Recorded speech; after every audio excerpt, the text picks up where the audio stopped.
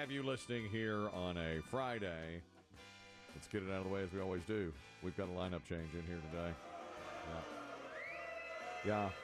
BB Shea in for Biggie. He relishes it. Bring it. It's Bring fine. it, man. Y'all don't know me. It's cause it's great. You're a Duke fan. You're a Yankee fan. They're booed in opposing teams' stadiums. You know, they're fine with that. That's what you are. You love being the villain, and that's fine. There's BB Shea. Biggie's under the weather. You should see his concoction of drugs he got from the from the doctor because he can take this and can't take that, and because of his no sodium diet and all those kinds of things. It's a delicate balancing act on what he can have. A man that size should not be walking a tightrope, and yet here we are. He is. That's what he's doing. He's walking a tightrope as we speak, but he is taking today because he didn't feel well. Well, he missed Wednesday. He didn't feel that well yesterday, so he's back out again today. It's wonderful to have you in here. Happy to be here. I think there's this time of year in the basketball world, the college basketball world, they give out accolades for MVP, this and that. I think it's time we nominate BB Shea as sixth man of the year, first off the bench. Well, there's no question. I mean, without you, what are we doing? Here you are. Yeah, sixth man of the year. Now, as soon as you're announced and as soon as you speak, do radios and devices across America go silent, dead, off? Of course. Yes. We know this. One gentleman in particular likes to post on Facebook, 30 seconds in, I'm out. Did I hear BB Shea's voice? Click. It's over. I'm done. We have chronicled this many times. By the way, recently I was called a PAB, PAB, because of some of my hot takes on different things. Here's my latest. See what you think of this. Cooper Flagg from Duke rolled his ankle yesterday in the ACC tournament, out in today's game, trying to get it healthy for the NCAA tournament, which is, of course, the right call. I can't watch that injury. I heard it happened. My son said Cooper Flagg just went down, and they've shown it 1,000 times. Yeah, if you haven't seen it, it's not. That's your fault. When I know an athlete is getting ready to get hurt in that way, turn an ankle, whatever, I have to hold up my hand to the television and close my eyes. I can't see that. They've done super zoom ins and everything. I mean, I watched it happen live. I mean, and he went down in a heap in a hurry. Yeah, I won't see it. I can't. I hate those kinds of injuries where something turns. Yeah. It gives me physical pain almost. Because he landed on someone else's foot. That's often how it happens. Yeah. And what I did not expect, because I kind of assumed the Duke would go on and win the game. They were down early, but came back and stormed back and won over Georgia Tech. But he was back on the bench, I guess. They taped him up, and he was back on the bench, in his warm-up before the end of the game. Well, yeah, and he was cheering him on and walked back, I guess, on his own power. Did you see the injury? I didn't. I was here. I didn't know the game was on yesterday, but I did watch it later on. It's not the most gruesome thing, but yeah, you're right. You hate to see that happen, especially to somebody of that high caliber talent. But I don't care who it is. I can't see that's. Especially older I get, the less I want to see somebody, just the physicalness of it, the turning of the ankle, the whatever it might be. I can't stand that because they have it from every angle now. The worst I ever saw was when Louisville was playing in the tournament, 7 or 8 years ago, against Duke. 12. Was it 12 years ago? Yeah. That was 12 years ago. I believe so, 2013. That guy for Louisville. Kevin Ware. That's the most gruesome injury I've ever seen. And Chris Demm and I grew up when it happened to Joe Theismann. I mean, we were young when it happened to Joe Theismann on Monday Night Football. Lawrence Taylor broke his leg. And that... Yeah, those they didn't they did replay the Theismann. Oh, God. We were driving and listening to the Louisville Duke game. So we heard the story. Well, it's right in front of... We didn't see it. It was in front of the bench of one of the teams, and all of them just like, oh, I mean... But I've never heard announcers like that. Oh, they were just... stunned by it. Yeah. It was so out of nowhere. Bench players were gagging and crying. Not that the Cooper Flagg injury is anything close to that. He's turned his ankle. I can't see an ankle turn these days. I'm getting softer as I get older. That's not empathy. That's just more PAB tendencies. Yeah, I just don't want to see it. I just don't. I mean, I feel bad for him, but more than that, I just get physical pain when I see something like that. When my friend the Diesel the other night at pickleball said, I felt something pop, I couldn't be near him. I said, I can't be part of this. He showed me his foot. I said, I don't want to see your foot. He's like, what does my foot look like? I said, I don't like feet. B, you just hurt yours. I'm not going to look at your. You're talking to the wrong dude. The wrong guy, exactly. I also see if this is a hot take. Last night they had a blood moon, some sort of lunar eclipse went on last night. I guess maybe you can at some parts of the country you can still walk out of your house and see it. I think it was way more visible West Coast. Okay, I think. I find eclipses of all kinds overrated. I find the solar eclipse overrated. I find the lunar eclipse overrated. Even when the sun is blotted out, when everybody thinks it's such a big deal. I never think it's that big a. That's a hot take. That's hot. That may be one of your more hotter takes. That's sad, isn't it? Yeah, kind of. That's like the hottest take I've got. I find eclipses overrated. I'm not gonna. For twice now in the last 10 years, I've really gotten up for an eclipse, and it's been just like a shadow for a minute, like it's gone shady, and I'm like, okay, well, that wasn't much, So I'm not gonna get all up in my, and let's go watch the eclipse next time the sun is blotted out. And certainly with the moon, I'm like, so what? I don't even bother to look up. You don't look up at the sky as a rule. I don't. When there is a full moon, blood moon, whatever it might be, I usually miss that. Mm-hmm. I have there's a story today. This is a little bit soft also in the Power Hour. There's a story about a woman who makes scones. The dessert treat.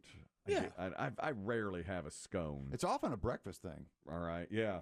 I mean, I've had 5 in my life, and I don't really know much about them, but I was so drawn in by a woman in New York who makes scones. They did the story on NBC. So I had B.B. Shea pack it away for the Power Hour. And when Chris Demm was going over his notes before this program, he said, we are devoting way too much time to scones. We're doing it. It just kept coming. He was like, let's see, what do we got here? Scone. Scone, scone. Oh, how? I'm doing it. I said, we're covering this. Now, it won't be for 3 hours and 10 minutes, but when we get there, we're going all in scones. Also, in the Power Hour, today is Pi Day. It's March 14th, 314. Of course, that's the mathematical 3.14, whatever. We'll cover it by talking about the dessert treats, the pastries, pies, because people get into this.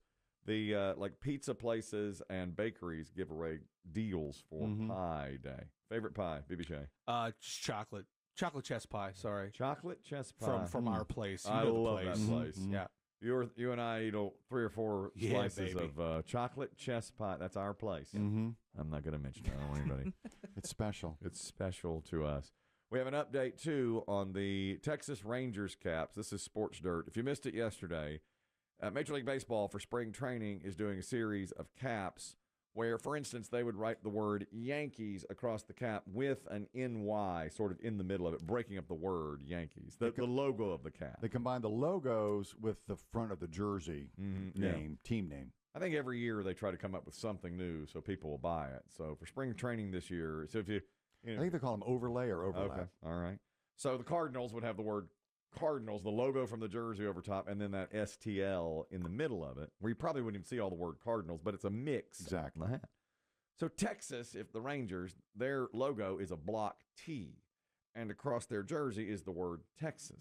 So when you see the hat, it has now Tetas with the big block T in the middle, spelling out Tetas. Tetas is the Spanish word for titties. Okay? So what you've got there is a titty hat, okay? You've got people wearing hats, including Major League Baseball players, that say titties on it. Evidently, no one who works for New Era speaks Spanish. Correct. They didn't know. They didn't do their back check or whatever it might be. So the word titties in Spanish is written across this cap. Here's the update. Sales are through the roof. Well, they pulled them from the store as quickly as they could. Yeah, that's right. But some got out. Some are out. And so the hottest thing on the internet right now is a titty hat from Texas. They are going on eBay for as much as $800 to $900. Crazy. If you have one. The Texas titties. If you bought the Texas titty hat, you're in luck. You can sell this It is valuable. They should make a mistake like this they should figure it out every year and go, all right, slip this one in and see what happens. Well, the club's not getting any money on that. It's just off the books. Yeah. I guess Major League Baseball really screwed up because the Rangers aren't getting much because they had to pull those hats back immediately. And I guess they're just wearing their regular hats and training everybody else. Hey, Skip, we wearing our titties cap today? No. Okay. Guys, keep the tit hats in the lockers. We're going regulation hat here today. Also, Sports Dirt, we had this is sad. We had a death yesterday, unexpectedly. A phenomenal sports writer, John Feinstein, passed away at his brother's house. If you don't know John Feinstein, he's worked over the years for ESPN. He's worked for Sirius XM. He's done his own shows. He's written, I believe it's more than 40 books that he had written. Right. The one that really put him on the map was called Season on the Brink, where he got unlimited access almost to the Indiana Hoosiers in the late 80s. 86, 87 team, I believe. And they were really good. And Bob Knight was a controversial coach. And he let him have all this access. And so John Feinstein wrote this amazing book. I mean, critics absolutely loved it. Do you know John Feinstein? I was not familiar with his work. I did a little research this morning. And Season on a Brink, I've seen the movie, didn't read the book. Love the movie. Is that the one they made with Brian Dennehy? Where he played Bob Knight. Yes. And was Shaq in the movie? No. Not that I remember. That's Blue Chips. That's Blue Yeah. Chips. He also wrote A Good Walk Spoiled, which is about golf. He was an incredible sports writer, and he died at only 69. No word on cause of death. Many think heart attack because it was so sudden like that. Here's something maybe you don't know, BB Shea. He's been a guest on this show a couple of times. And here's the reason. Once he was in town to cover the ACC tournament, which he loved. This is the time of year he loved most. He had just, in fact, posted a story on Tom Izzo of the Michigan State Spartans, John Feinstein. And so one time, several years ago, he was in here, and he needed to use our facilities to do his own radio show from somewhere else because he was in town covering the ACC tournament. And we had him on, so he talked with us and could not have been nicer. Unbelievably generous with his time. Phenomenal. Happy to talk with us at length. So he gave us his phone number. He's like, guys, if you ever need me, you want to talk about whatever sport, just let me know.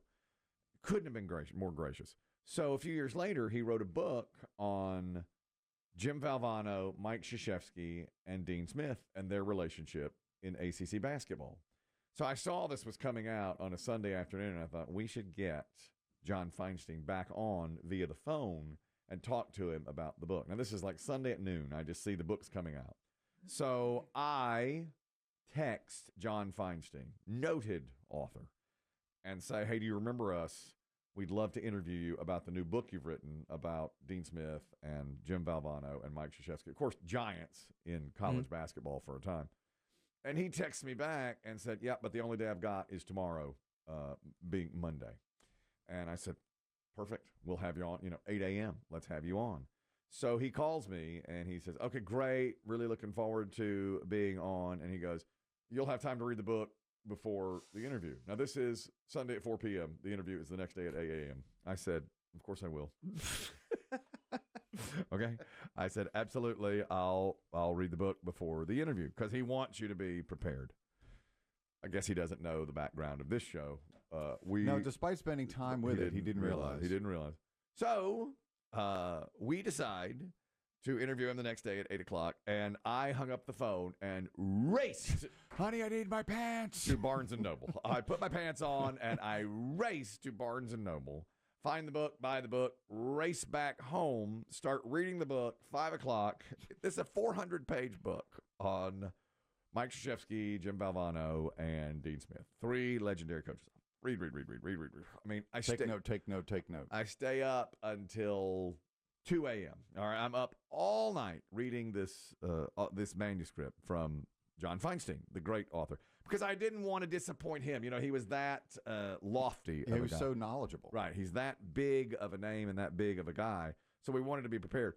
I sketch out 20 or 25 questions to go for the book. I had it all down. We have 20 minutes. Ask this one here. No, I'll ask it here. Right, exactly. So I have it all placed. I put it on the grid. So we get John Feinstein on the next day. I ask 20 or 25 questions. He ho-hums his way along through them. I can tell he's been asked the questions, all of them, a million times. We have 45 seconds left in the interview. I've spent 10 hours staying up reading the book. Chris Demm says, if I can have one more moment of your time, let me ask one more question. And this is Chris Tipp's question. Hey, John, I've got a question. Over the years, when did because obviously you had amazing access to these men. Yeah. When did that sort of change in the college basketball atmosphere? Yeah, it's a great question. One question. And the noted, critically acclaimed writer says to Chris Tipp, that's a great question. What do I get? Bupkis. Nothing. Boilerplate, as we like to say. That's right. That interview was 20 minutes. I talked for 19 minutes and 40 seconds. Chris Tipp says one thing. He says, that is a great question. That is so thought-provoking. Oh, it's a shame our time is drawing to a close. Our time is, who's this other idiot blathering on for 20 minutes? And where have you been? You know, it was nice to hear from somebody who at least read the book. I shook my fist in rage. And I hadn't. No, he hadn't read the book. He had not read the book. Why? He didn't know what was happening. He didn't even know. I did that all on my own in 10 hours. Like, oh, we should interview him. And I went and raced and got the book. And Chris Demm spoke for 15 seconds, and John Feinstein said, oh, in all my years, I've never heard. Finally, someone asked. How refreshing. It was the same when we spoke with ZZ Top. I blathered on for 10 minutes. They couldn't have cared less. They were barely awake. Chris Demm asked one question. They said, my God, we've never heard that question. This is the first time anybody's ever asked us this question before. And we've been interviewed a million times. Incredible. May he rest. What a way gone too soon. I loved John Feinstein. I thought he was really sharp and incredible. And I hate when I heard that, it was just like, oh, God, because we sort of knew him, you know. It was really cool. And there's way more connection to someone like that. It was it was really cool to have him on those times. It was interesting yesterday. I guess it was Mike Wilbon on Pardon the Interruption, because he and Feinstein worked together at the Washington Post for a time. Yeah. And he said, and I hope I get this right, he said Feinstein loved Duke basketball, ACC basketball, college basketball, and golf in that order. That's probably right. Yeah. Those were his loves. He went to Duke, and the first time I ever saw him, I was covering the ACC tournament in '95. That was the time covering. I said I was the sports. You stole director. a sports. I pass. said I was the sports director here, and they let me cover. That position does not exist. Correct, BB Shea. That's when I ran into all you needed back then was a letterhead, and I had it. Ask your parents what a letterhead is. I spoke with CBS reporter Leslie Visser. I was doing a practice. I was at the shoot-around for the Clemson Tigers. And Leslie Visser came over to me and she said, have you seen the Clemson SID? And I said, you better believe I have. She's all people are talking about. Leslie Visser. She goes, well, where is he? I need to interview him. And I was like, well. What? Well, he's around here somewhere. I thought, he may be in the toilet. I don't know. What? I just one quick question, Leslie. What is an SID? I didn't know what I still don't really know. She's like, is it sexually transmitted? Is it sexual? I thought she's having a thing with a guy from Clemson. I was like, oh. Somebody from Clemson gave you an STD? Man, I was reporting that too. They kicked me off of press row because I wore my Tar Heel hat on there. You're not supposed to. You do not notebook in front of him, not a laptop, not a pen, not a pencil. You were just there for the free ice cream and the front row seat. You would really appreciate that ice cream. That ice cream was the best I've ever had at the Coliseum during the 1995 ACC tournament. And it went down to the wire. Wake Forest won it in overtime over North Carolina. But by the time I saw that, it was on TV because I had my hat on. I had my hat on press row on Championship Sunday, and they were like, are you new to this? You can't do that. They said, you are the sports director for the station, right? And I was like, oh, yeah. And they were like, well, then you should know better. Come with me. And the hat was gone. That ice cream was the best I've ever put in my mouth. I don't know where or how they got it, but it's great for reporters. That's why you stay in the game. I shared a cone with John Feinstein once. No, he was back there, and he had to have been there. Oh, he was. Yeah. He sparred with Dean Smith. We were like, I was in the media room, sitting there while all the real reporters were asking questions. Do I sit in here now? Yeah, and they Can asked, I bring my ice cream? And he was asking questions, and he and Dean Smith went back and forth, and Dean Smith was like, I'd expect a lame question like that. You're from Duke. And they laughed, they thought it was really fun. They were kind of friendly rivals the whole time. He was great to us for sure.